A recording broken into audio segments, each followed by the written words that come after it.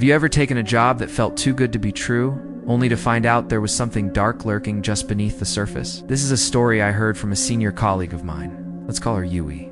About a job she took back in the late 90s that still gives her chills to this day. It was 1997, and the Asian financial crisis had hit Thailand hard. Yui's family, who owned a small rubber business, lost everything. To make ends meet, she started working as a babysitter in Bangkok. Jobs were scarce, so when an offer came to care for a little girl from a wealthy Indonesian family, she didn't hesitate. The family was the picture of politeness: a father, a mother, and their 3-year-old daughter, Nisha. They lived in a beautiful 2-story house right by the sea, surrounded by coconut trees. It seemed idyllic. The only thing that seemed a little off was Nisha herself. She was a sweet girl, but incredibly timid, always clinging to her mother's hand and startling at the smallest sounds. For the first month, the job was a dream. Yui would play with Nisha, fix her some snacks, and be out the door by 5 p.m. The routine was simple. The pay was good, and the sound of the waves crashing nearby was calming. But one evening, that calm was shattered. Nisha's mother called, asking if Yui could stay late.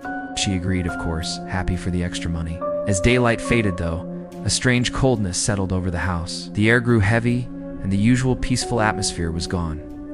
Nisha became restless, whining and crying for no reason. Thinking she was just hungry, Yui went to the kitchen to warm up some milk. But just as she turned on the stove, a piercing scream echoed from the living room. Yui's blood ran cold. She dropped everything and ran out, calling Nisha's name, but the room was empty.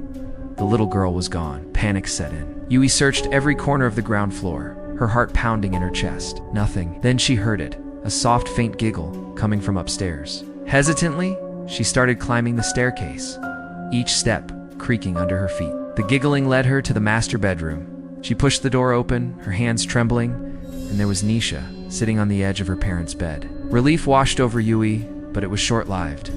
Nisha wasn't alone. She was playing with a doll. And this was no ordinary doll. Yui moved closer, and a knot of dread formed in her stomach. The doll was bizarre.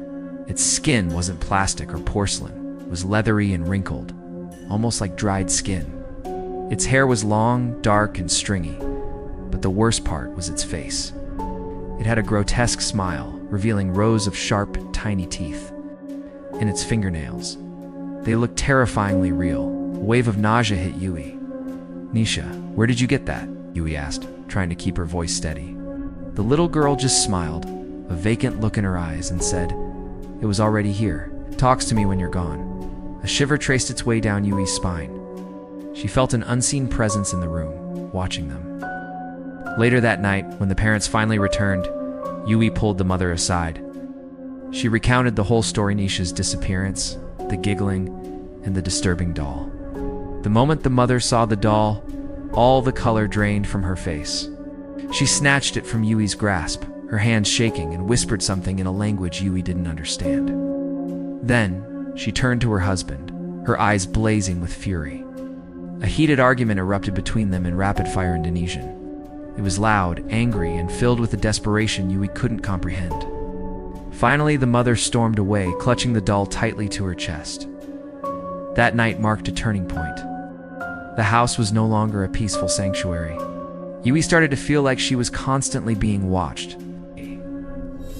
While washing dishes, she'd feel a cold breath on the back of her neck. When Nisha was napping, she'd hear soft, deliberate footsteps from the floor above.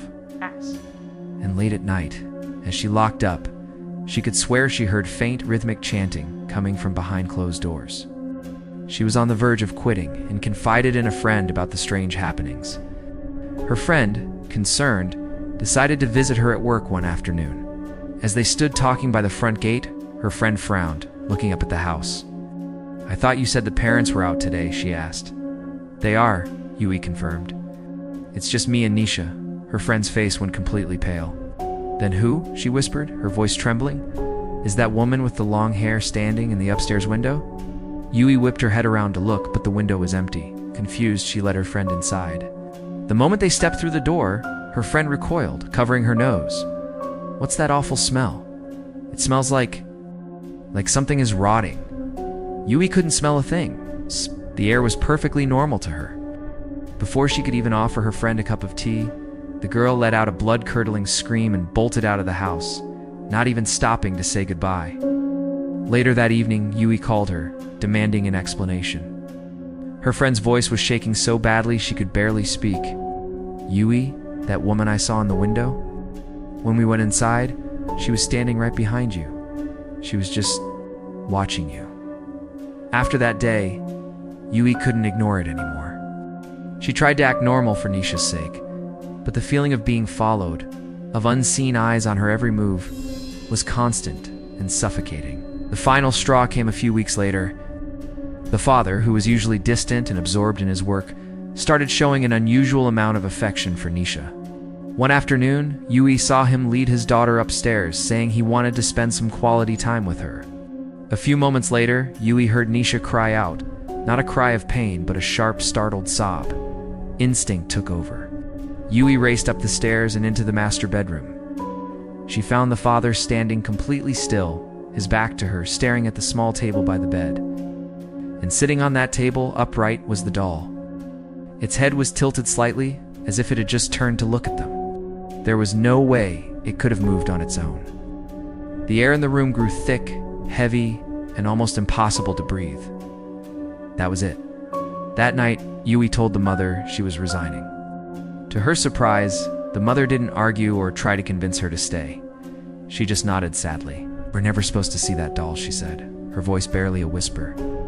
She went on to explain that it was called a ganglata type of spiritual artifact from Indonesia, believed to house a restless vampiric entity. Her husband, desperate for wealth after the financial crisis, had acquired it, believing it would bring them fortune and protection. But instead of fortune, it brought a curse. As soon as the ganglot entered their home, their peace was shattered.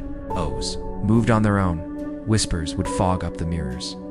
And their sweet daughter, Nisha, started having conversations with an invisible friend. Yui packed her things and left that very night, never looking back. She never found out what happened to the family.